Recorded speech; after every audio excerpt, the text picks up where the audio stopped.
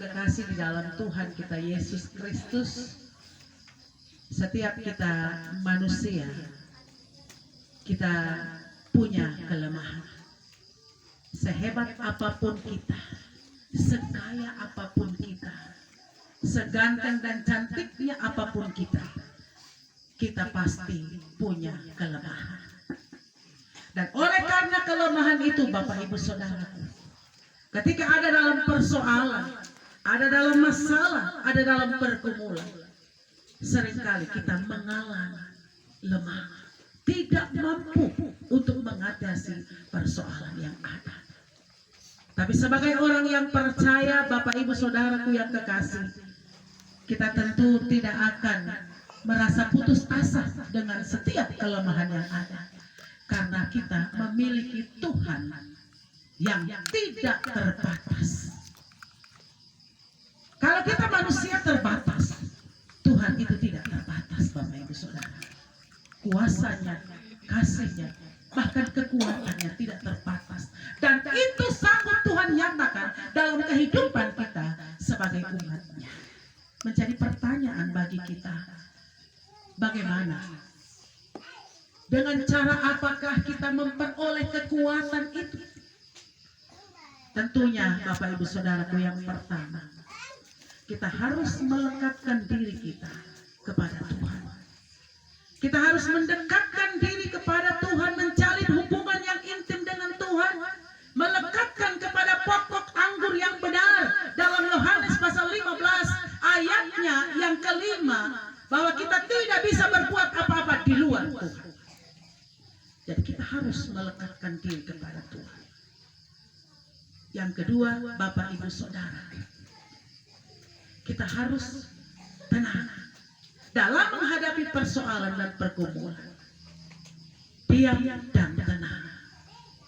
Yesaya pasal 30 ayat 15 berkata bahwa di dalam ketenangan ada kekuatan. Kenapa? Karena kalau kita tenang, kita mampu untuk berdoa. Kalau tidak tenang, bayangkan kalau kita panik, Bapak Ibu Saudara, kita tidak bisa berbuat apa-apa lagi. Karena itu dalam setiap persoalan kita harus tenang, jangan panik. Yang ketiga, Bapak Ibu Saudaraku, kita harus rajin membaca firman Tuhan. Mengapa? Karena di dalam firman Tuhan ada janji yang akan memberikan kekuatan bagi kita. Janji Tuhan ya dan amin. Oleh karena itu ketika kita baca firman Tuhan, pasti Bapak Ibu dia genapi janjinya. Pasti kita akan mengalami kekuatan dalam menghadapi berbagai persoalan dan pergumulan. Selanjutnya yang keempat, kita harus menaikkan pujian dan syukur kepada Tuhan. Kalau kita bersyukur kepada Tuhan, menaikkan pujian dan penyembahan, Bapak Ibu Saudaraku, banyak pengalaman orang ketika dalam persoalan, ketika dia menyanyikan pujian dan penyembahan, pasti kita akan merasakan kelegaan. Pasti akan ada kekuatan. Mengapa di dalam pujian dan penyembahan ada kekuatan? Karena Tuhan Allah bertahta di atas pujian. Saudaraku yang kekasih, selanjutnya yang harus kita lakukan, senantiasa bersyukur kepada Tuhan, bersukacita. Kenapa? Kalau kita tidak tahu bersyukur, kita hanya tahu bersungut, kita hanya tahu mempersalahkan, ya, baik orang yang di sekitar kita mempersalahkan Tuhan, maka kita tidak akan mengerti rencana Tuhan yang indah dalam hidup kita.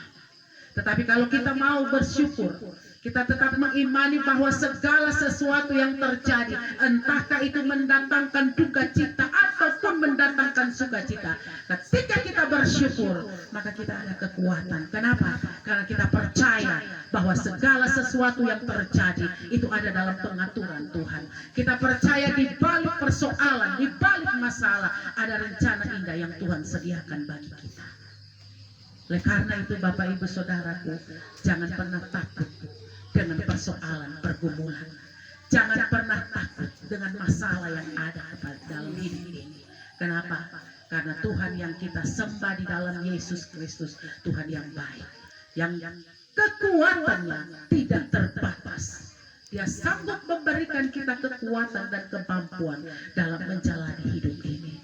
Kalau sampai pada saat ini kita tetap masih ada seperti kita ada, semua karena Dia yang memiliki kuasa yang tidak terbatas, memiliki kekuatan yang tidak terbatas. Kalau sampai pada saat ini keluarga tetap menjalani hidup ini meski tanpa orang yang dikasihi, selama 7 hari tetap ada dalam bimbingan Tuhan.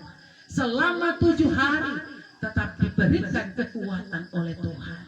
Karena itu bagi kita secara khusus keluarga, kalau tadi dalam sambutan meminta dukungan doa supaya tetap kuat dalam menjalani hidup ini tanpa orang tua, kata mereka bahwa mereka yatim piatu. Percaya bahwa di dalam Tuhan pasti ada kekuatan.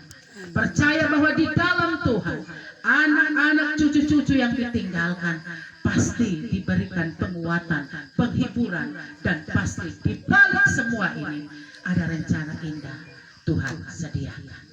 Tuhan menolong kita sekalian. Amin.